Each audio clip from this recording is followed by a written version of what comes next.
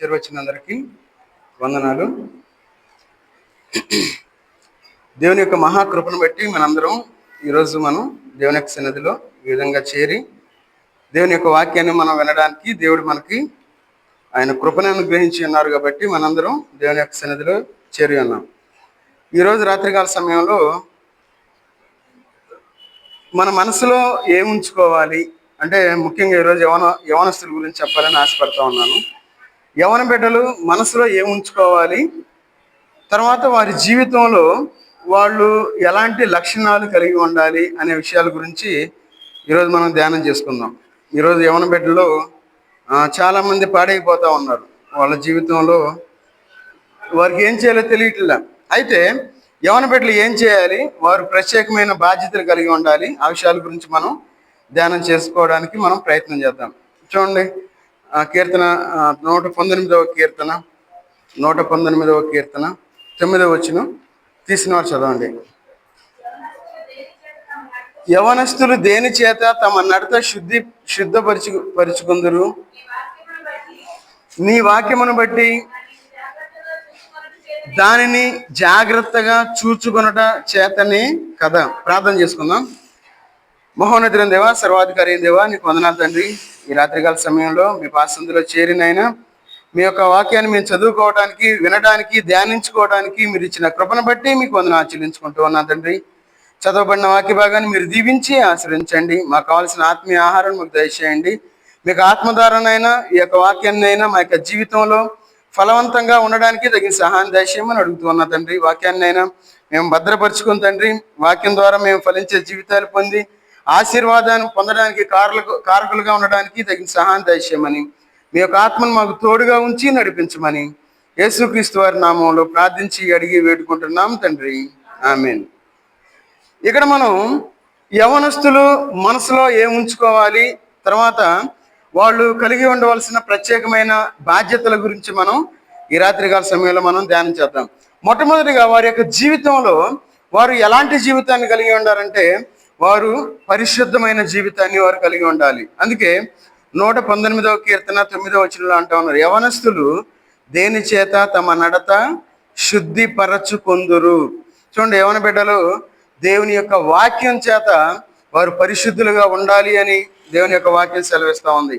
మరి మన జీవితంలో యవన బిడ్డలు దేవుని యొక్క వాక్యాన్ని వారి యొక్క జీవితంలో అన్వయించుకుంటూ ఉన్నారా లేదా? చూడండి, ఎంతో మంది యవన బిడ్డలు దేవుని యొక్క సన్నిధికి రాలేని స్థితిలో జీవిస్తూ ఉన్నారు. వారి జీవితాలు పరిశుద్ధంగా ఉండవలసిన వారి జీవితాలు అపవిత్రంగా ఉంటూ ఉన్నాయి. వారు పరిశుద్ధమైన జీవితాన్ని కలిగి ఉండకుండా వారి ఇష్టానుసారంగా ఈ లోకంలో జీవిస్తూ ఉన్నారు. ఎందుకంటే వారు వాక్యాన్ని జాగ్రత్తగా చూసుకోవాలి. ఎందుకంటాడు, నీ వాక్యమును బట్టి దానిని జాగ్రత్తగా చూచుకొనుట చేతనే కదా.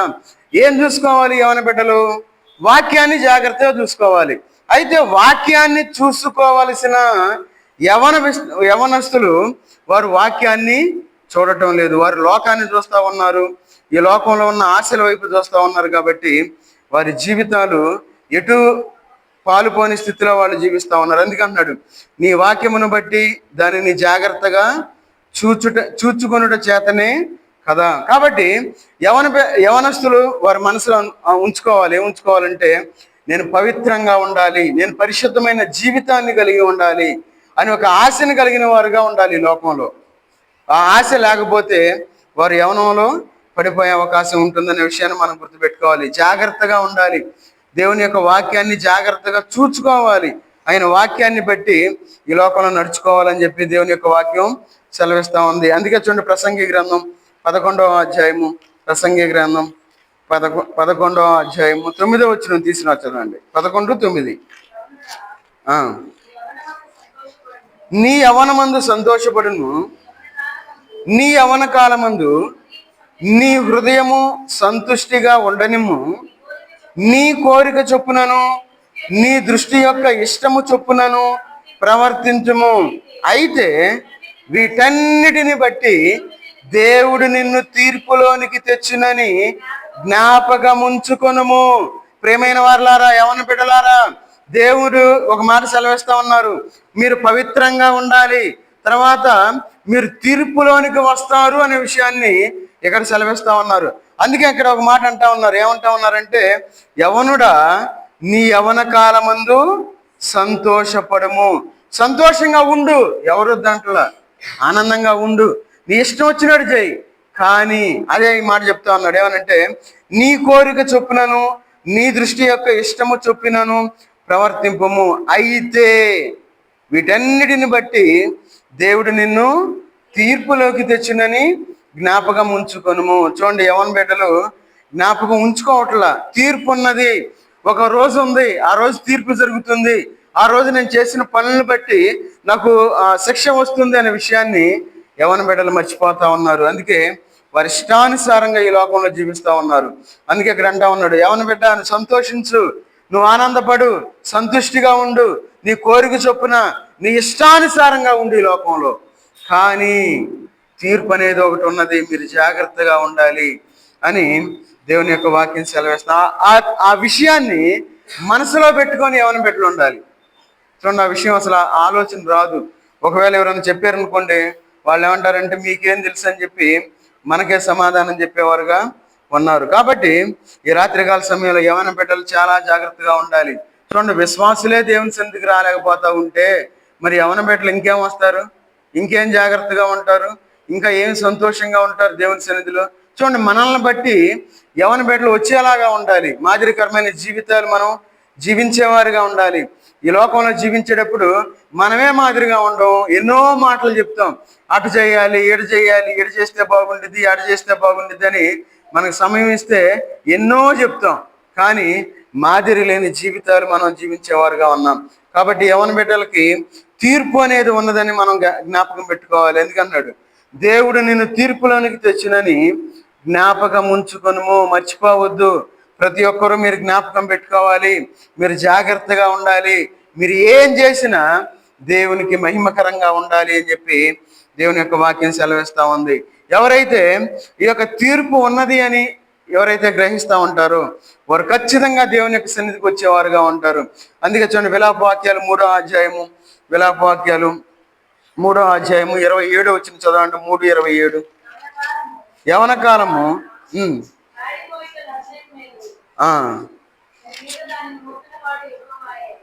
చాలు.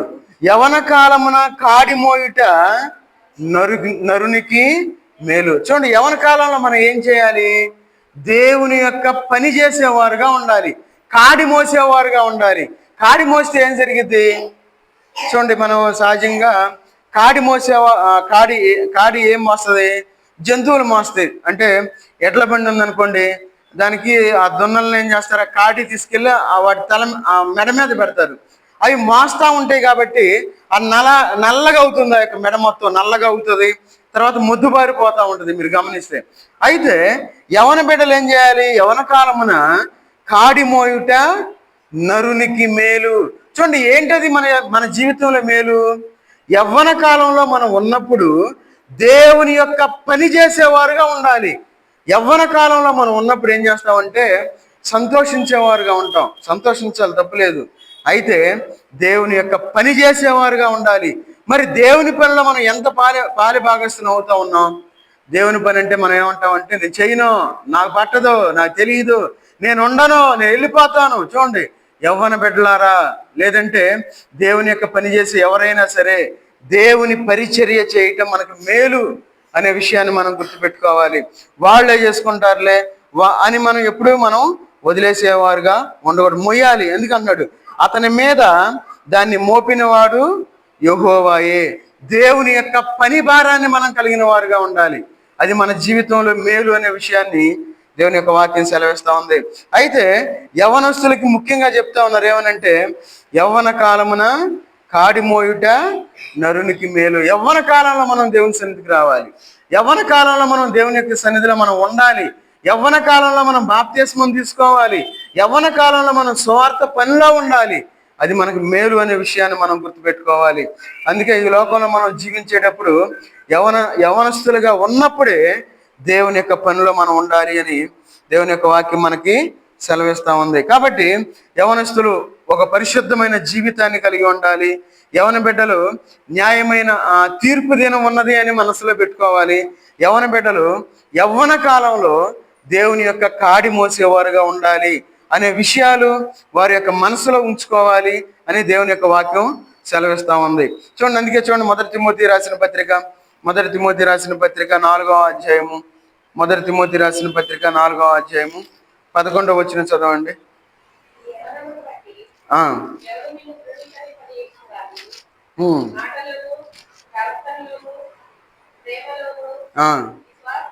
విశ్వాసములోను పవిత్రతలోను విశ్వాసులకు మాదిరిగా ఉండము.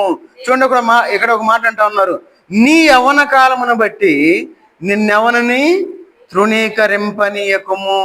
చూడండి, ఈ లోకంలో యవ్వన బిడ్డలుగా ఉన్నప్పుడు తృణీకారం ఎక్కువగా వస్తుంది. యవ్వన బిడ్డలు ఎవరన్నా ఇద్దరు మాట్లాడుకుంటూ ఉన్నారనుకోండి, ఏం చేస్తారు? వేరుగా అనుకుంటారు, ఏందో వాళ్ళిద్దరు ఇట్లా మాట్లాడుకుంటున్నారు అనుకుంటారు. చూడండి, యవ్వన కాలంలో మనం చాలా జాగ్రత్తగా ఉండాలి. అందుకే ఇక్కడ ఒక మాట అంటా ఉన్నారు, ఏమని అంటా ఉన్నారంటే, నీ యవ్వనమును బట్టి నిన్నెవనని తృణీకరింపనీయకము, కానీ మాటలోను, మన మాటలు జాగ్రత్తగా ఉండాలి. ఎట్లా పడితే అట్లా మాట్లాడటానికి లేదు. ఈ లోకంలో ప్రతి ఒక్క విశ్వాసి చూడండి ఎట్లా మాట్లాడతారంటే, ఎందుకు మాట్లాడతారో ఎందుకు అర్థం కాదు మనకి. ఏందో ఇతను ఇప్పటి వరకు బాగానే ఉన్నాడు, ఎట్లా మాట్లాడుతూ ఉన్నాడు, లేదంటే ఈ సహోదరి ఏంది ఎట్లా ఇప్పటి వరకు బాగానే ఉంది, ఏంది ఎట్లా మాట్లాడుతూ ఉంది అని మనం ప్రశ్నించుకునేలాగా మాట్లాడుతూ ఉంటారు. ఎవరో బాప్తిస్మం తీసుకున్న వాళ్ళే, వారు దేవుని యొక్క బలలో చేతులు వేసేవాళ్లే, దేవుని యొక్క సన్నిధికి వచ్చేవాళ్లే. మన మాటల్లో మాదిరికరమైన వారుగా ఈ లోకంలో మనం జీవించాలి. చూడండి, మాటలు ఎట్లా పడితే అట్లా మాట్లాడతాం ఈ లోకంలో. చూడండి, మనం చాలా జాగ్రత్తగా ఉండాలి. ఎందుకంటున్నాడు, మాటలోను ప్రవర్తనలోను ప్రేమలోను విశ్వాసములోను పవిత్రతలోను విశ్వాసులకు మాదిరిగా ఉండుము. చూడండి ఎట్లా ఉండాలి యవ్వన కాలంలో, ఇవన్నీ లక్షణాలు మనం కలిగి ఉండాలి. మరి విశ్వాసులుగా యవ్వన బిడ్డలు ఈ లోకంలో ఎట్లా ఉంటున్నారు? మరి వారి జీవితంలో మరి దారుణమైన పరిస్థితులు మనం చూస్తూ ఉన్నాం. ఎందుకంటే వారికి సమయం దొరికినప్పుడల్లా ఫోన్ పట్టుకొని కూర్చుంటున్నారు. పిల్లలు పట్టుకుంటున్నారు, పెద్దోళ్ళు పట్టుకుంటున్నారు, చిన్న బిడ్డలు 1-2 సంవత్సరాల చిన్న బిడ్డలు కూడా పట్టుకుంటా ఉన్నారు. చూడండి, అలాంటి స్థితిలో మనం ఈ లోకంలో జీవిస్తూ ఉన్నాం. చూడండి, పాపం మనిషిని పట్టేసింది. ఎక్కడో అనుకుంటాం పాపం అనగానే ఏదో అనుకుంటాం, కాదు. దేవుని సన్నిధికి రాకుండా ఉండటం కూడా పాపమే. దేవునికి ఇవ్వవలసిన సమయాన్ని మనం ఇవ్వలేకపోతా ఉన్నాం. 24 గంటలు దేవుడు మనకి ఇచ్చాడు, ఆయన కాచి కాపాడుతా ఉన్నాడు. మరి ఎందుకు మనం దేవుని గురించి ఆలోచించడం లేదు? సమయం దొరికితే ఆ ఫోన్ పట్టు కూర్చోవటం, లేదంటే ఆ టీవీలు చుట్టూ కూర్చోవటం ఏం సంతోషం అది? ఈ లోకంలో మనం జీవించేటప్పుడు మాదిరికరమైన జీవితాలు మనం జీవించాలి. తర్వాత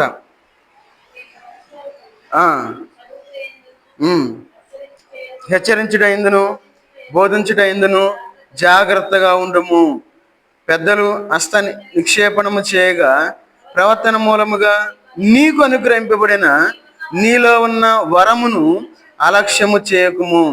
నీ అభివృద్ధి అందరికీ తేటగా కనపడు నిమిత్తము వీటిని మనస్కరించుము, వీటి అందే సాధకము చేసుకునుము. చూడండి, యవ్వన బిడ్డలు ఏం చేయాలి? ప్రాక్టీస్ చేయాలి. ఏం ప్రాక్టీస్ చేయాలి? నేను మాట ఎట్లా మాట్లాడాలి, నా ప్రవర్తన ఎట్లా ఉండాలి, నా విశ్వాసం ఎట్లా ఉండాలి, నేను విశ్వాసులకు ఏ విధంగా మాదిరిగా ఉండాలి, నేను ఏ విధంగా పవిత్రమైన జీవితాన్ని మనం ఏ విధంగా కలిగి ఉండాలి అని సాధన చేసేవారుగా ఉండాలి, సాధకము చేసేవారుగా ఉండాలి. సాధకము అంటే అభ్యాసము చేసేవారుగా ఉండాలి. ఈ లోకంలో ప్రతి విశ్వాసి అంటే ఇక్కడ ముఖ్యంగా యవనస్తుల గురించి చెప్తా ఉన్నారు, కానీ ప్రతి ఒక్క విశ్వాసి అలాంటి జీవితాన్ని కలిగిన వారుగా ఉండాలి. మరి మన జీవితంలో మనం ఎలాంటి జీవితాన్ని మనం జీవిస్తూ ఉన్నాం? మాదిరికరమైన జీవితాన్ని మనం జీవించేలాగా ఉన్నామా, లేదంటే మన ఇష్టానుసారమైన జీవితాన్ని మనం జీవించేవారుగా ఉన్నామా? మన మనసులో గుర్తుపెట్టుకోవాలి. సహజంగా ఈ లోకంలో మనం ఏమనుకుంటామంటే ఎక్సర్సైజులు చేయాలనుకుంటారు. ఎవరు? యవనస్తులు. జిమ్కి వెళ్ళాలనుకుంటారు, రోజుకు 1 గంట ఎక్సర్సైజ్ చేయాలనుకుంటారు. వచ్చి అద్దంలో ఇట్లా చూసుకుంటా ఉంటారు. ఏమని? ఆ కండలు బాగా వచ్చినాయా లేదా, లేదంటే ఆ బాడీ కరెక్ట్గా ఉందా లేదా, బాడీ షేప్ ఎట్లా ఉంది అని అద్దంలో చూసుకుంటా ఉంటారు. చూడండి, ఏ విధంగా అయితే ఆ విధంగా చూసుకుంటా ఉంటారో అదే విధంగా వాక్యంలో మనం పరిశీలన చేసుకునేవారుగా ఉండాలి. నేను ఎట్లా ఉన్నాను, నా మాట ఎట్లా ఉంది, నా యొక్క పరిశుద్ధత ఎట్లా ఉంది, నా ప్రవర్తన ఎట్లా ఉంది అని మనం టెస్ట్ చేసుకునేవారుగా ఉండాలి. అందుకే ఇక్కడ అంటా ఉన్నాడు, నీ అభివృద్ధి అందరికీ తేటగా కనపడు నిమిత్తము. చూడండి, మన డెవలప్మెంట్ ఎక్కడ ఉంది? సహజంగా ఈ లోకంలో చెప్తూ ఉంటారు ఏమనంటే, అయ్యా నువ్వు బాగా చదవాలి, చదివితే నీకు మంచి ఉద్యోగం వచ్చింది అంటారు. చదివితే మంచి ఉద్యోగం వచ్చిందని ఎవరు చెప్పారు? చూడండి, చాలా మంది పెద్ద పెద్ద పిహెచ్డీలు చేసిన వాళ్ళు ఉన్నారు, పెద్ద పెద్ద డిగ్రీలు చేసిన వాళ్ళు ఉన్నారు, ఎంటెక్లు చేసిన వాళ్ళు ఉన్నారు. చూడండి, ఎంత విద్య చదివినా వారి జీవితంలో సరైన కుటుంబ జీవితాన్ని లేని వారుగా ఉన్నారు. చూడండి, ఈ మధ్యకాలంలో చూడండి యూట్యూబ్ వచ్చిన దగ్గర నుండి ఎన్ని కొత్త కొత్తవి మనం చూస్తూ ఉంటున్నాం. చూడండి, ఎంబీబీఎస్ చదివిన అతను పిచ్చోడైపోయి తిరుగుతూ ఉన్నాడు రోడ్లమ్మటే. ఎంబీబీఎస్ చదివింది ఏంటంటే ఎంబీబీఎస్ డాక్టర్. చూడండి, డాక్టర్ అంటే ఏం చేయాలి? మంచిగా క్లినిక్ పెట్టుకోవాలి, చక్కగా డబ్బు సంపాదించేవాడుగా ఉండాలి. చూడండి, అడిగితే చక్కగా ఇంగ్లీష్లో మాట్లాడుతూ ఉన్నాడు, ఎంబీబీఎస్ చేశానని చెప్తా ఉన్నాడు. చూడండి, మన జీవితంలో మనం చదువు చదువు చదువు అంటాం. చదువులో మనం దేవుని యొక్క చిత్తం లేకపోతే మన అభివృద్ధిని మనం చూడలేము. అందుకే చూడండి, నీ అభివృద్ధి అందరికీ తేటగా కనపడే నిమిత్తము వీటిని మనస్కరించుము, వీటి అందే సాధకము చేసుకొనుము. మనస్కరించుము, మన మనసులో గుర్తుపెట్టుకోవాలి, నా మాట ఎట్లా ఉంది, నా జీవితం ఎట్లా ఉంది, నా నడవడిక ఎట్లా ఉంది. ఇవన్నీ మనం మనసులో పెట్టుకొని మనం సాధకం అంటే గుర్తుపెట్టుకునేవారుగా ఉండాలి, దాన్ని ప్రాక్టీస్ చేసేవారుగా ఈ లోకంలో జీవించాలని చెప్పి ఇక్కడ మనకి మొదటి తిమోతి రాసిన పత్రికలు చెప్తా ఉన్నారు. అందుకే అంటాడు, తీతుకు రాసిన పత్రికలో ఉంటుంది 2వ అధ్యాయం 6-7 వచనాలు ఉంటుంది. ఏమనంటే, స్వస్థ బుద్ధి మంచి కార్యములందు మీరు మాదిరిగా ఉండాలని చెప్పి అక్కడ రాయబడి ఉంటుంది. తీతుకు రాసిన పత్రిక 2వ అధ్యాయము చూడండి, తీతుకు రాసిన పత్రిక 2వ అధ్యాయము 6-7 వచనాలు. స్వస్థ బుద్ధి గలవారై ఉండవల్లని యవ్వన పురుషులకు హెచ్చరించుము. పరపక్షమందుండువాడు మనలను గూర్చి చెడు మాట ఏదియు చెప్పనేరక సిగ్గుపడినట్లు అన్నిటి యందు నిన్ను నీవే సత్కార్యముల విషయమై మాదిరిగా కనపరుచుకొనుము. చూడండి, మన గురించి చెడ్డ మాట చెప్పుకోవాలంటే సిగ్గుపడాలి. మన గురించి ఎన్ని రకాలుగా చెప్పుకుంటారు, కథలుగా చెప్పుకుంటారు. అరే ఈ ప్రార్థన జరుగుతుంది, ఈ విశ్వాసం ఇంట్లో ఉంది. చూడండి, మన గురించే. మాదిరికరమైన జీవితాలు మనం జీవించేవారుగా ఉండాలి. ఏది మాదిరి? అందుకే ఇక్కడ అంటా ఉన్నాడు ఏమనంటే, స్వస్థ బుద్ధి గలవారై ఉండవలనని యవ్వన పురుషులను హెచ్చరించుము. పరపక్షమందుండి వాడు మనల్ని గూర్చి చెడు మాట ఏది చెప్పనేరక సిగ్గుపడినట్లు. మన గురించి చెడు మాట చెప్పాలంటే సిగ్గుపడాలి. చూడండి, మన గురించి ఎన్ని చెడ్డ మాటలు చెప్పుకుంటారు. ఒకవేళ ఎవరన్నా మన గురించి చెడు మాట చెప్పారనుకోండి, ఎమ్మన్నే వాళ్ళకి తెలియాలి, అరే ఇతని గురించి వేరుగా చెప్తా ఉన్నారే, ఇతను కరెక్ట్గా ఉంటాడు, ఇతను మంచివాడు, మంచి ప్రవర్తన కలిగిన వాడు అని మన గురించి చెప్పుకునే విధంగా ఈ లోకంలో మనం జీవించేవారుగా ఉండాలి. అందుకన్నాడు స్వస్థ బుద్ధి గలవారై ఉండాలి. అందుకే మంచి కార్యములు యందు మనం మాదిరికరమైన జీవితాలు మనం జీవించాలి. అందుకే యవ్వన బిడ్డలు చాలా విషయాల్లో ఫెయిల్ అయిపోతా ఉన్నారు, వారి జీవితాల్లో విజయాన్ని సాధించలేని వారుగా ఉన్నారు. ఎందుకంటే చాలా మంది చదువుకుంటా ఉన్నారు, కానీ ఏం చేయాలో తెలియక అర్థం కాని స్థితిలో జీవిస్తా ఉన్నారు. ఎందుకు జీవిస్తా ఉన్నారంటే దానికి కారణం చూడండి, మొదటి యోహాను రాసిన పత్రిక 2వ అధ్యాయము, మొదటి యోహాను రాసిన పత్రిక 2వ అధ్యాయము 13-14 వచ్చిన చదవండి.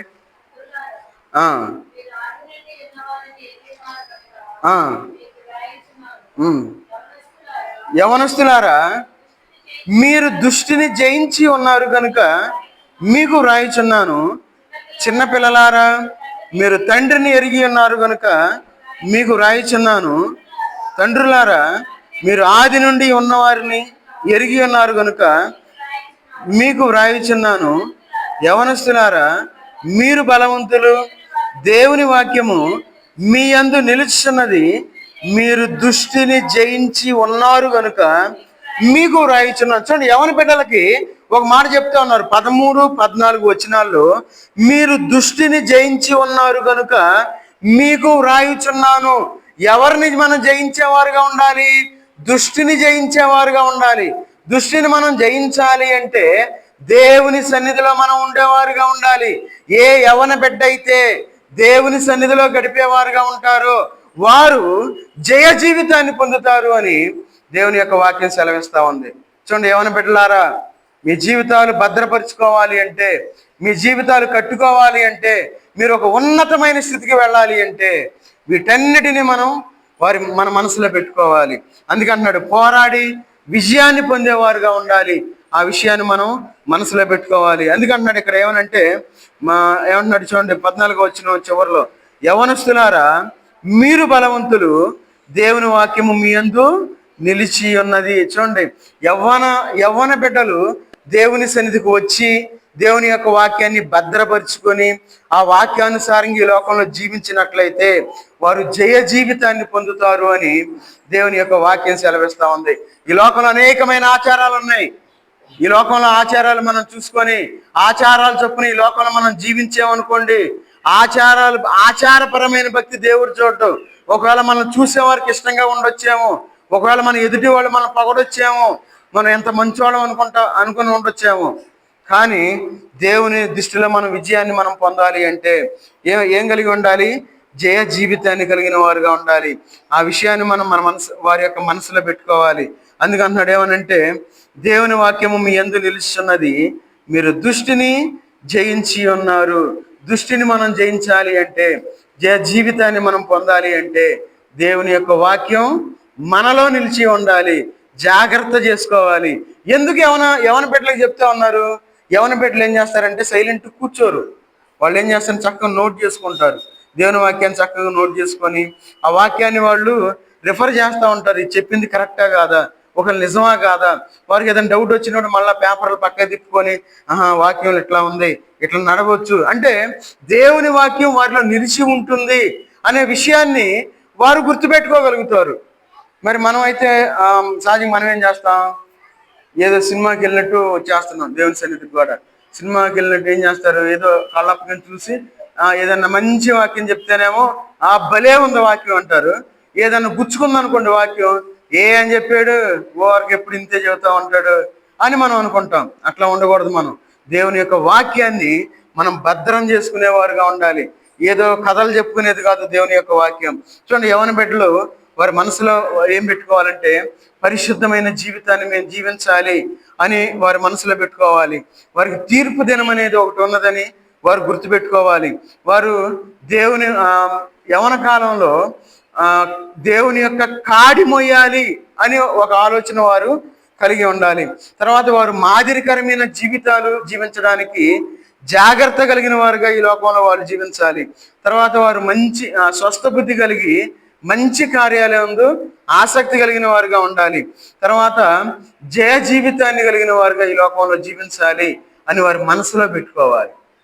మరి ఎన్ని పెట్టుకోవాలంటే మరి వారికి కొన్ని ప్రత్యేకమైన బాధ్యతలు వాళ్ళు కలిగి ఉండాలి. అవి నేను ఒక 10 నిమిషాల్లో క్లోజ్ చేస్తాను. 10 నిమిషాల్లో వారు ఎలాంటి బాధ్యతలు కలిగి ఉండాలో నేను క్లోజ్ చేస్తాను. చూడండి, యవన బిడ్డల్ని ఏం చేయాలంటే నిర్గమాకాండం 20వ అధ్యాయము, నిర్గమాకాండం 20వ అధ్యాయము వారి యొక్క బాధ్యతల గురించి కూడా మనం తెలుసుకుందాం. 20వ అధ్యాయము 12వ వచనం, నీ దేవుడైన యెహోవా నీకు అనుగ్రహించే దేశములో నీవు దీర్ఘాయుష్మంతుడగినట్లు నీ తండ్రిని నీ తల్లిని సన్మానించుము.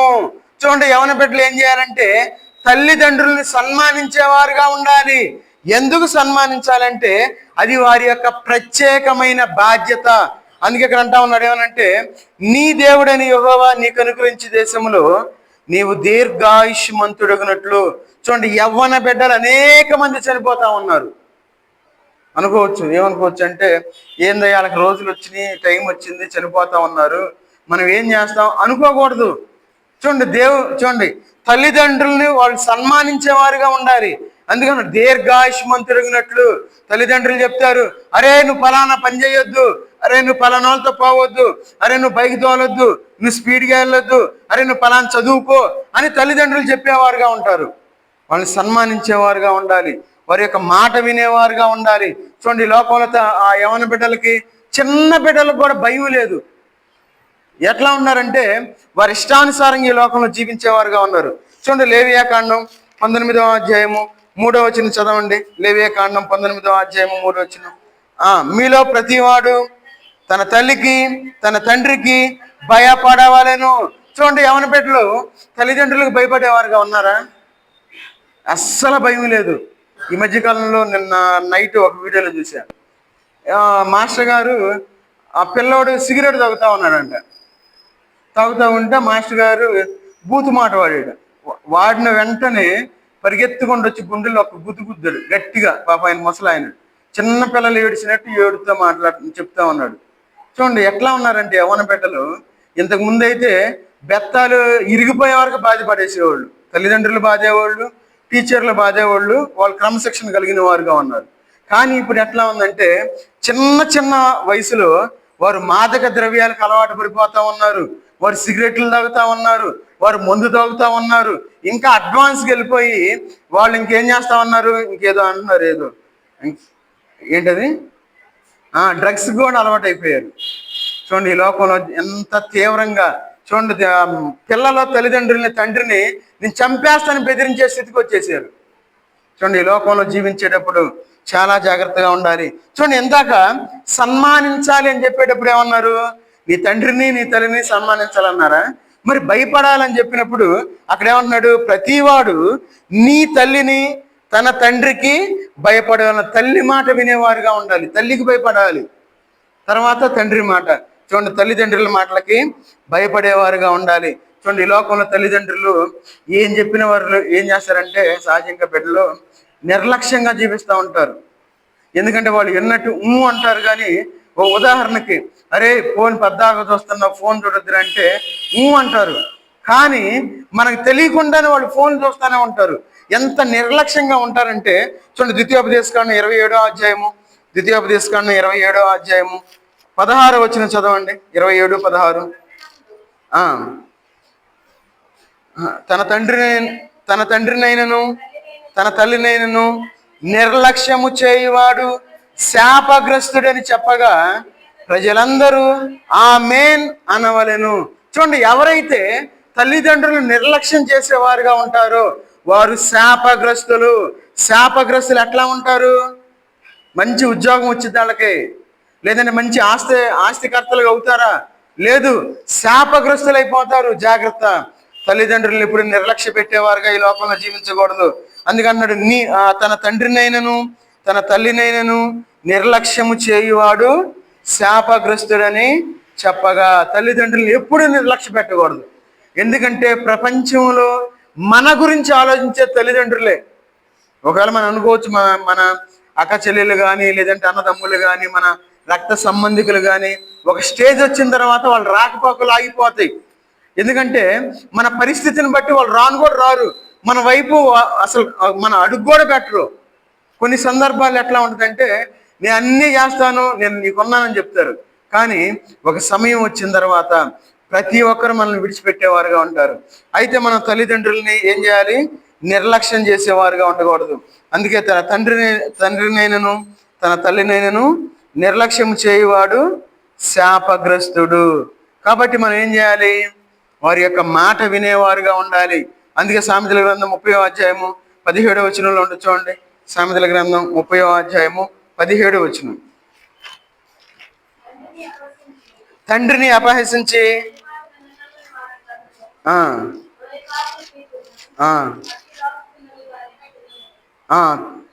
చాలు. చూడండి తండ్రిని అపహసించి. ఈ మధ్యకాలంలో తండ్రులని పేరు పెట్టి పిలిచేవాళ్ళు ఉన్నారు. తండ్రిని రే అని పిలిచేవాళ్ళు ఉన్నారు, మీకు తెలిసేలేదు. తండ్రిని బూతులు తిట్టేవాళ్ళు ఉన్నారు, తండ్రిని కొట్టేవాళ్ళు ఉన్నారు. తండ్రి పిల్లల్ని కొట్టం కాదు, పిల్లలు తండ్రిని కొట్టేవాళ్ళు ఉన్నారు. అందుకే ఇక్కడ అంటా ఉన్నారు చూడండి, తండ్రిని అపహసించి ఏం చేసావు నాకు అంటారు. ఎవరు? కొడుకు ఒక తండ్రిని అంటాడు, నువ్వు ఏం సంపాదించా నాకు, కని పడేసావు అంటారు, కని పడేశారు అంటారు. చూడండి ఈ లోకంలో ఉన్నప్పుడు చాలా జాగ్రత్తగా ఉండాలి. తల్లిదండ్రుల యొక్క మాట వినేవారుగా ఉండాలి. అందుకే అంటాను కళ్ళు పోతాయి అంటారు. ఏమంటారు అప్పుడప్పుడు? అరే కళ్ళు పోతాయి రే, నీ ఇష్టానుసారంగా మాట్లాడుతున్నావు అంటారు. ఆ మాట బైబిల్లో రాయబడి ఉంది ఏమని? లోయకాకులు పీకును. చూడండి లోయకాకులు పీకునంటే లోయకాకులు పీకిని అనుకుంటే కళ్ళు పోతాయి. అందుకే మీరు తల్లిదండ్రులు దూషించినప్పుడు అరే నీ కళ్ళు పోతాయి, నీ ఇష్టానుసారంగా మాట్లాడుతూ ఉన్నావు, నీ ఇష్టానుసారంగా తిరుగుతూ ఉన్నావు, నీ ఇష్టానుసారంగా సావాసాలు కలిగి ఉన్నావు, నీ ఇష్టానుసారంగా తాగుతున్నావు, తింటున్నావు, నీ ఇష్టానుసారం చేస్తున్నావు అని చెప్పి తల్లిదండ్రులు భయం చెప్పినప్పుడు వారి యొక్క మాట వినేవారుగా ఉండాలి. అందుకే చూడండి, మత్తయి సువార్త 15వ అధ్యాయము 4వ వచనం చదవండి. మత్తయి సువార్త 15వ అధ్యాయము 4వ వచనం. తల్లిదండ్రులను గణపరచమనియు తండ్రినైనను తల్లినైనను దూషించువాడు తప్పక మరణము పొందవలననియు దేవుడు సెలవిచ్చెను. తప్పక మరణము పొందవలనని. చూడండి ఎంత భయంకరంగా రాస్తా ఉన్నారు. ఎవరి గురించి రాస్తా ఉన్నారు? తల్లిదండ్రులను దూషించే వాళ్ళ గురించి. ఎవరైతే తల్లిదండ్రులను గణపరిచేవారుగా ఉంటారో వారి జీవితాలు ఎట్లా ఉంటాయి అంటే దీవెనకరంగా ఉంటాయి. ఎవరైతే తల్లిదండ్రులను దూషించేవారుగా ఉంటారో వారి జీవితాలు మరణకరంగా ఉంటాయని దేవుని యొక్క వాక్యం సెలవిస్తా ఉంది. అందుకన్నాడు, తల్లిదండ్రులను గణపరచమనియు తండ్రినైనను తల్లినైనను దూషించేవాడు తప్పక మరణము పొందవలననియు దేవుడు సెలవిచ్చాను. ఎవరు చెప్తా ఉన్నారు? దేవుడు చెప్తా ఉన్నాడు. కాబట్టి ఈ లోకంలో మనం జీవించేటప్పుడు తల్లిదండ్రుల మాట వినాలి. ఏమన్నా బిడ్డలు, చిన్న బిడ్డలు ఖచ్చితంగా తల్లిదండ్రులు ఏం చెప్తే ఆ మాట వినేవారుగా ఉండాలి. నా ఇష్టం నీకేం తెలుసు అని దూషించేవారుగా ఉండకూడదు. కొన్నిసార్లు ఏం చేస్తారంటే ఆ బిడ్డల పక్కన ఉన్న వాళ్ళు అంటారు, ఏంద్రా మీ నాన్న తాగినోడు మాట్లాడినట్టు మాట్లాడుతున్నారు అంటారు. వీడి మనసులో ఏమైతే, నిజమే మా నాన్న తాగినోడు కూడా ఎట్టు మాట్లాడరు, మా నాన్న ఎట్టు మాట్లాడుతూ ఉన్నాడు, మా నాన్న మంచోడు కాదు అని ఏం చేస్తారు, మనసులో ఒక విధమైన వ్యతిరేక భావం వచ్చింది. ఏంద్రా మీ నాన్న అసలు బయటికి పంపించడు, సామాసాల దగ్గర రానియడు, పద్దాకి ఇంట్లోనే ఉండమంటాడు. ఏంద్రా అసలు మా నాన్న చూడు, మా అమ్మ చూడు, అసలు మేము ఎట్లా వదిలేసారు గాలికి, మేము ఎట్లా తిరుగుతున్నాం చూడు అని చెప్తారు పక్కన వాళ్ళు. అంటే ఆ విధంగా చెప్పరు, స్మూత్గా చెబుతారు. నేనంటే ఎంత ప్రేమో ఎంత నమ్మకమో. చూడండి, లోకంలో ఎవరైతే తల్లిదండ్రుల మాట వినకుండా తిరుగుతూ ఉంటారో వారి జీవితాలు గణపరచబడవనే విషయాన్ని గుర్తుపెట్టుకోవాలి. మన స్నేహితులే మనం మోసం చేసేవారుగా ఉంటారు అనే విషయాన్ని మనం గుర్తుపెట్టుకోవాలి. అందుకే మనం తల్లిదండ్రుల యొక్క మాట వినేవారుగా ఉండాలి. ఏమైనా బిడ్డలు, తర్వాత పిల్లలు అని దేవుని యొక్క వాక్యం సెలవిస్తా ఉంది. ఎందుకంటే సామెతల గ్రంథం 1వ అధ్యాయము 8వ వచనంలో, 6వ అధ్యాయము 20వ వచనం, తర్వాత 23వ అధ్యాయము 22వ వచనాల్లో యవన బిడ్డలు తల్లిదండ్రుల యొక్క మాట వినాలి అని సామెతల గ్రంథంలో రాయబడింది. సామెతలు 1:8, 6, 20, 23, 22లో. కాబట్టి ఈ లోకంలో మనం జీవించేటప్పుడు యవనస్తులుగా జీవించే ప్రతి ఒక్కరూ తల్లిదండ్రుల యొక్క మాట వినేవారుగా ఉండాలి. వారిని నిర్లక్ష్య పెట్టేవారుగా ఉండకూడదు. తర్వాత వారికి భయపడేవారుగా ఉండాలి. వారిని సన్మానించేవారుగా ఎవరైతే ఉంటారో దేవుడు వాళ్ళని బహుగా దీవిస్తాడు. అందుకే సామెతల గ్రంథం 7వ అధ్యాయము 1వ వచనం చదవండి. సామెతల గ్రంథం, నా కుమారుడా నా మాటలను మనసున ఉంచుకొనుము, నా ఆజ్ఞలను నీ యొద్ద దాచిపెట్టుకొనుము. నా ఆజ్ఞలను నీవు మనసున ఉంచుకునే ఎడల నీ కనుపాప వలె నా ఉపదేశమును కాపాడనే ఎడల నీవు బ్రతుకుదువు. చూడ, నా కుమారుడా నా మాటలను మనస్సున ఉంచుకొనుము, తర్వాత నా ఆజ్ఞలను నీ యొద్ద దాచిపెట్టుకొనుము. చూడండి, అలాంటి జీవితాన్ని జీవించాలి. దేవుని యొక్క మాటలు మనం దాచిపెట్టుకునేవారుగా ఉండాలి. దాచిపెట్టుకోవాలంటే ఏం చేయాలి? దేవుని యొక్క మాటలు, దేవుడు బైబిల్లో దేవుడు ఒక మాట ద్వారా మనతో మాట్లాడతాడు. ఇప్పుడు మనం ఎన్నో మాటలు చెప్పుకున్నాం. ఈ అన్ని మాటల్లో ఒక మాట ద్వారా కానీ, లేదంటే 2 మాటలు, లేదంటే 3 మాటల ద్వారా కానీ దేవుడు మనతో మాట్లాడతాడు. మాట్లాడినప్పుడు మనం ఏం చేయాలంటే మన యొక్క మనసును మార్చుకోవాలి, మన యొక్క బ్రతుకును మార్చుకొని ఈ లోకంలో మనం జీవించేవారుగా ఉండాలి. అందుకంటున్నాడు, నా ఆజ్ఞలను నీ యొద్ద దాచిపెట్టుకొనుము, నా ఆజ్ఞలను నీవు మనసున ఉంచుకొనవలెను. చూడండి, కాబట్టి ఆయన ఆజ్ఞలు మనం ఎప్పుడైతే దాచుకుంటామో, ఆయన ఆజ్ఞలు మనం మన మనసులో ఎప్పుడైతే ఉంచుకుంటామో అప్పుడు మనం బ్రతుకుతాము అనే విషయాన్ని దేవుని యొక్క వాక్య భాగం మనకి సెలవిస్తా ఉంది. అందుకే చూడండి, చివరిగా ఈ లోకంలో అసలు అనుకుంటాం ధర్మము అంటే అర్థం ఏంటి? ఎవరు లేని వాళ్ళు వస్తారు కదా, లేని వచ్చిన వాళ్ళకు మన సహాయం ఏదైనా చేసామనుకోండి, అయ్యా ధర్మం చేయండి అంటారు. మన దగ్గరికి వచ్చి, ఇంటికి వచ్చి అయ్యా ధర్మం అయ్యా అంటారు. అసలు ధర్మం అంటే ఏంటి? చూడండి, ఎఫెసీ రాసిన పత్రిక, ధర్మము అనే దానికి ఒక మీనింగ్ చూద్దాం. ఎఫెసీయులకు రాసిన పత్రిక 6వ అధ్యాయము, ఎఫెసీ రాసిన పత్రిక 6వ అధ్యాయము 1వ వచనం. ఈ మాట చూసుకొని మనం ముగించుకుందాం. పిల్లలారా, ప్రభువునందు మీ తల్లిదండ్రులకు విధేయులై ఉండుడి, ఇది ధర్మమే. ఏంది ధర్మం అంటే? అడుక్కునే వాళ్ళు అంటారు దాన్ని ధర్మం అని. అదేంది ఇక్కడ రాశారు? ధర్మము. పిల్లలు ఏం చేయాలంటే తల్లిదండ్రులకు విధేయులై ఉండాలి. తల్లిదండ్రులు ఏం చెప్తే చేయాల్సిందే, దాంట్లో డౌటే లేదు. అది ధర్మము. ధర్మాన్ని మనం కాపాడేవారుగా ఉండాలి. ధర్మాన్ని కాపాడటం అంటే ఏంటి? తల్లిదండ్రులకు మనం విధేయులై ఉండాలి. అందుకన్నాడు 2-3 వచనాలు చదవండి. మీకు మేలు కలిగినట్లు నీ తండ్రిని తల్లిని సన్మానింపము, అప్పుడు నీవు భూమి మీద దీర్ఘాయుష్మంతుడగుదు అని. ఇది వాగ్దానముతో కూడిన ఆజ్ఞలలో మొదటిది. చూడండి, ఇక్కడ మొదటి ఆజ్ఞ ఏం చేయాలి? తల్లిదండ్రులకి విధేయులై ఉండాలి.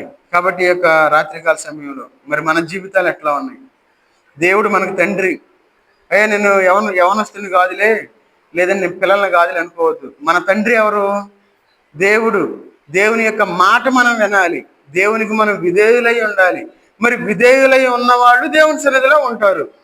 మరి ఎంతమంది దేవునికి విధేయులుగా లేకుండా ఈ రాత్రికాల సమయంలో దేవుని యొక్క సన్నిధిలో గడప లేకుండా ఉన్నారు? నువ్వు భలే చెప్పావయ్యా అనుకుంటాం. మనం వేరే మందిరాలకు వెళ్తే అరగంట, పావు గంట ముందు అందరూ వచ్చి కూర్చుంటారు. అందరూ ఒకరు కాదు, ఇద్దరు కాదు. చూడండి, మనం ఎలాంటి జీవితాలు మనం జీవిస్తూ ఉన్నాం.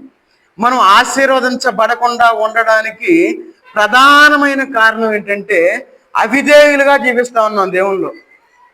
మన బిడ్డలు మన మాట వింటే వాళ్ళు ప్రయోజకులు అవుతారు. మనం దేవుని యొక్క మాట వినకపోతే మనం అప్రయోజకులు అవుతాం. ఏం ఉపయోగం లేదు. ఏదో నామకార్థానికి దేవుని సన్నిధికి వచ్చి వెళ్ళేవారుగా ఉంటాం. అట్లా వద్దు. ఒక పావు గంట ముందే రావాలి. అసలు రాము మేము, ఇంకా తిరిగేముంది? వచ్చేవాళ్ళే వస్తున్నారు కానీ రానోళ్ళు ఎవరు రావట్లేదుగా. వాళ్ళే దీవించబడతారు, దాంట్లో డౌటే లేదు. కాబట్టి ఈ లోకంలో మనం జీవించేటప్పుడు మనం చాలా జాగ్రత్తగా ఉండాలి. ఈ లోకంలో మనం 2 విషయాల గురించి మనం ధ్యానించుకుందాం ఈ రాత్రికాల సమయంలో. యవనస్తులు మనసులో ఏం ఉంచుకోవాలి, తర్వాత వారు జాగ్రత్తగా ఉండవలసిన బాధ్యతలు అంటే ఎలాంటి బాధ్యతలు వాళ్ళు కలిగి ఉండాలి అనే విషయాల గురించి ఈరోజు మనం ధ్యానం చేసుకున్నాం. కాబట్టి ప్రతి ఒక్క యవన బిడ్డ, ప్రతి ఒక్కరూ చాలా జాగ్రత్తగా ఉండాలి. ప్రతి ఒక్క విశ్వాసి, మన తండ్రి దేవుడు కాబట్టి దేవుళ్ళలో మనం ఎట్లా ఉన్నాం అనే విషయాలు మనం చూసుకొని మాదిరికరమైన జీవితాలు జీవించలాగున ఈ లోకంలో మనం జీవిద్దాం. ప్రార్థన చేసుకొని మనం ముగించుకుందాం.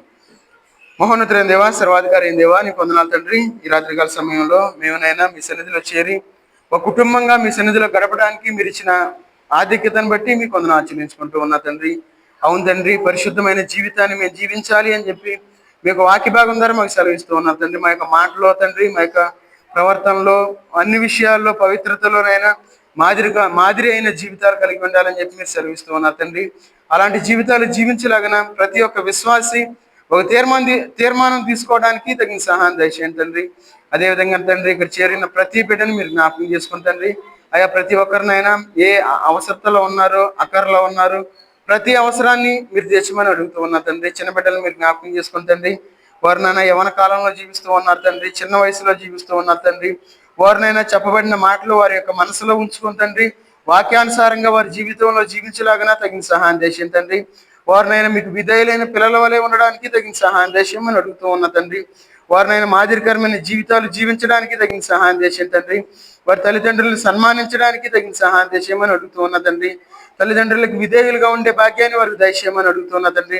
అదే విధంగానైనా విశ్వాసులైన మేము కూడా తండ్రి మీకు విధేయులై ఈ లోకంలో జీవించలాగినా తగిన సహాయం దయచేయమని అడుగుతూ ఉన్నాను తండ్రి. అదేవిధంగా ఎవరైతే ఇంటర్మీడియట్ పరీక్షలు రాస్తూ ఉన్నారో ఆ పరీక్షలు బాగా రాయడానికి తగిన సహాయం దయచేయండి తండ్రి. 10th క్లాస్ పరీక్షల కోసం సిద్ధపడే బిడ్డలు మీరు జ్ఞాపకం చేసుకోండి. ప్రతి ఒక్క బిడ్డనైనా చక్కగా చదివినైనా జ్ఞాపకం ఉంచుకొనైనా మంచిగా రాసి మంచి మార్కులు పొందడానికి తగిన సహాయం దయచేయమని అడుగుతూ ఉన్నాను తండ్రి. ఇంకానైనా ఏ యవన బిడ్డలైనా ఉద్యోగాలు రాకున్నారు ప్రతి ఒక్క బిడ్డను మీరు జ్ఞాపకం చేసుకోండి. వారి జీవితంలో స్థిరపడడానికి తగిన సహాయం దయచేయండి తండ్రి. వారి యొక్క వివాహాల విషయాల్లో మీ చిత్తాన్ని జరిగించమని అడుగుతూ ఉన్నా తండ్రి. గర్భఫలం లేని బిడ్డలు మీరు జ్ఞాపకం చేసుకుని తండ్రి, వారి గర్భఫలాన్ని ఏమని అడుగుతూ ఉన్నారు. ముఖ్యంగానైనా వారు మీ సన్నిధికి రావడానికి తగిన సహాయం దయచేయమని అడుగుతూ ఉన్నా తండ్రి. ఇంకా నేను ఎవరైతే వివాహాల కోసం ఎదురు చూస్తూ ఉన్నారో ప్రతి ఒక్క బిడ్డను మీరు జ్ఞాపకం చేసుకుని తండ్రి, వారికి మంచి కుటుంబాలు సిద్ధపరచమని అడుగుతూ ఉన్నా తండ్రి.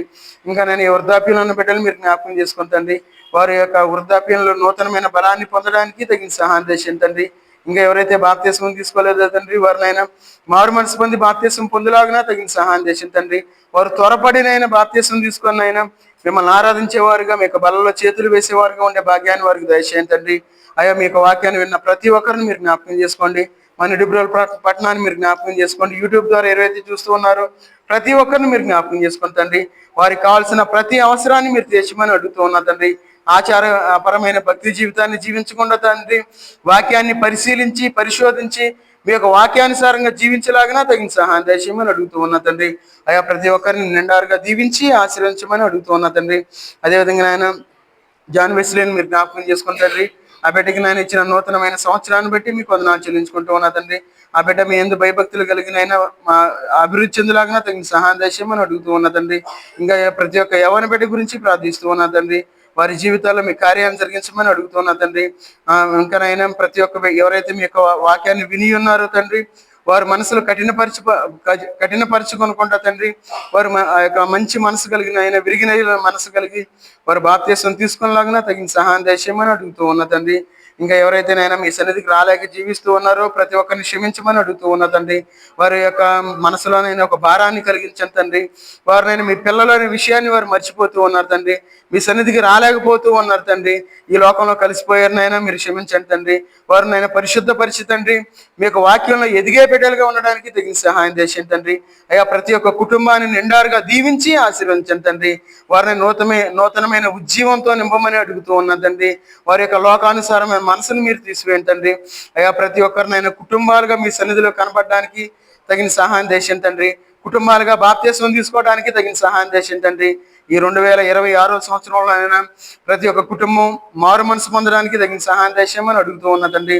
ఇప్పుడు మీ యొక్క సన్నిధిలో చేరి ఉన్న ప్రతి ఒక్క కుటుంబాన్ని మీరు జ్ఞాపకం చేసుకుని తండ్రి. అదేవిధంగానైనా మీ యొక్క పరిచర్యలో ఎవరైతేనైనా సహాయపడుతూ ఉన్నారో తండ్రి, వారి యొక్క గుప్పిరి విప్పుతూ ఉన్నారో ప్రతి ఒక్క బిడ్డని మీరు జ్ఞాపకం చేసుకుని తండ్రి, వారిని ఆయన 30 60 100 దీవించి ఆశ్రయించమని అడుగుతూ ఉన్నా తండ్రి. మీ అందు ఆసక్తి కలిగిన అయినా మీ యొక్క పని విషయంలోనైనా వారు ముందుకు వస్తూ ఉన్నారు తండ్రి. వారిని నిండారుగా దీవించండి తండ్రి. వారు చేసే పనుల్లోనైనా మీరు తోడుగా ఉండి నడిపించమని అడుగుతూ ఉన్నా తండ్రి. వారి యొక్క కుటుంబాలు అనేకమైన గొప్ప కార్యాలు జరిగించమని అడుగుతూ ఉన్నా తండ్రి. వారి మనసులో ఉన్న ఆలోచన స్థిరపరచమని అడుగుతూ ఉన్నారు తండ్రి. వారినైనా సమృద్ధి అయిన దీవెనతో కుమ్మరించమని అడుగుతూ ఉన్నా తండ్రి. వారినైనా మీ యొక్క విశ్వాసంలో ఇంకా బలంగానైనా ఎదగడానికి తగిన సహాయం దయచేయమని అడుగుతున్నా తండ్రి. వారి కుటుంబాల చుట్టూ మీ కంచె వేయమని అడుగుతూ ఉన్నా తండ్రి. మీ కావలి ఉంచమని అడుగుతున్నా తండ్రి. అయ్యా, ప్రతి ఒక్కరూ మీ యొక్క భారాన్ని కలిగి ఉండి తండ్రి, మీ యొక్క కాడినైనా వారి మోయిలాగినా తగిన సహాయం దయచేయమని అడుగుతూ ఉన్నా తండ్రి. అయ్యా, ప్రతి ఒక్కరి కుటుంబంలో సంతోషాన్ని సమాధానాన్ని కలుగు చేయమని అడుగుతూ ఉన్నా తండ్రి. మేమందరం తండ్రి ఈ సాయంకాల సమయంలో తండ్రి మీ సన్నిధిలో చేరి మీ విధంగా సంతోషించడానికి, మీ యొక్క వాక్యంలో మేము ఆనందించడానికి మీరు ఇచ్చిన కృపను బట్టి మీకు వందనాలు చెల్లించుకుంటూ యేసుక్రీస్తు వారి నామంలో ప్రార్థించి అడిగి వేడుకుంటున్నాం తండ్రి. ఆమేన్.